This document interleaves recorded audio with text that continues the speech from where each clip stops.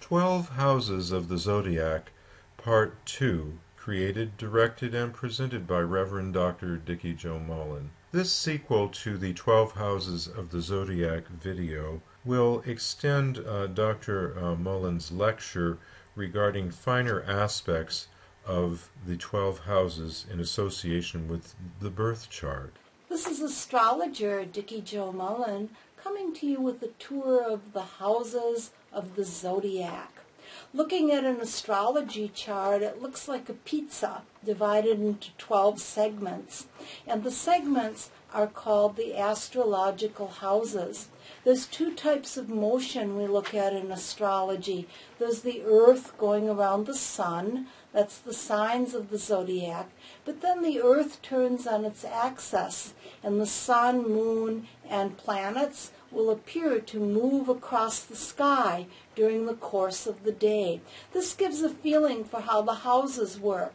At breakfast time, there's a totally different feeling than, say, at dinner time or midnight. That's because of the Earth turning on its axis. And as that happens, the sun, moon, and the planets affect us in different ways. That's where the idea of the houses come from.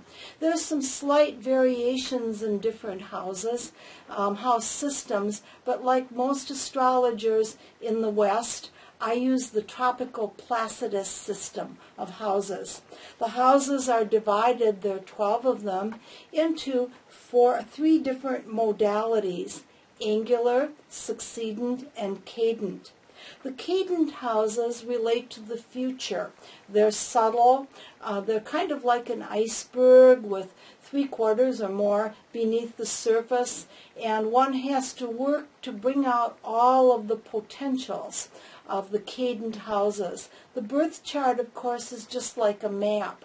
The stars impel, they don't compel, and this is a very sensitive topic. Free will versus predestination. I believe in free will, but within limits. We all have certain parameters, and the houses will describe that. The cadent houses are houses 3, 6, 9, and 12. The third house is the first of the cadent houses, and it has a kind of a reflection with the sign of Gemini, but again the zodiac signs and the houses are different types of motion. The third house will describe your relationship with your neighbors, siblings, sisters and brothers, transportation, elementary education, and communication ability in general. Verbal and language skills will be revealed by the third house. The sixth house has a Virgo quality.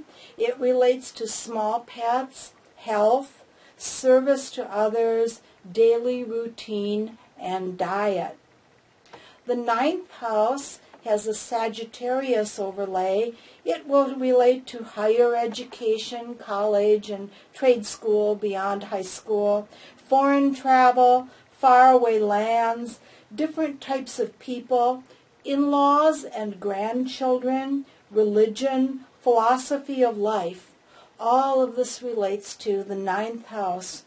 Finally, the 12th house, which has an overlay with Pisces, is the area related to secrets, including secret enemies and the way we can all be our own worst enemy. The future lives, the gateway, it's the last of the houses, so in esoteric or spiritual astrology, the 12th house is very important to show where we're going in the afterlife, whether there might be reincarnation, and if so, where the next lifetime might be.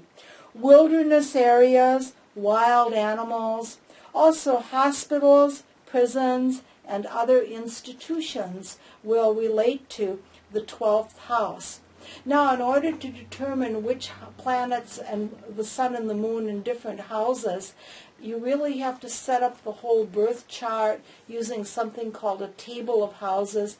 However, for the sun, the most important point in the birth chart, just knowing the birth time can give you an idea of the approximate house position. People born shortly after sunrise will have a 12th house sun. Those born in the early afternoon, say 1 or so in the afternoon, will have a ninth house sun. Those born after sunset, 7, 8 in the evening, depending on the time of year, will have a sixth house sun. The third house sun would be those born in the wee hours of the morning before sunrise. So that gives an idea, and perhaps knowing a little bit about your personality, priorities, can give you an idea of beginning to understand the idea of the houses. As a professional astrologer, if I have a choice of knowing just the house position of a planet or the actual zodiac sign, I would take the house position every time. However, there's no reason we can't use both. This is astrologer Dikki Jo Mullen with a tour through the houses of the zodiac, the cadent houses.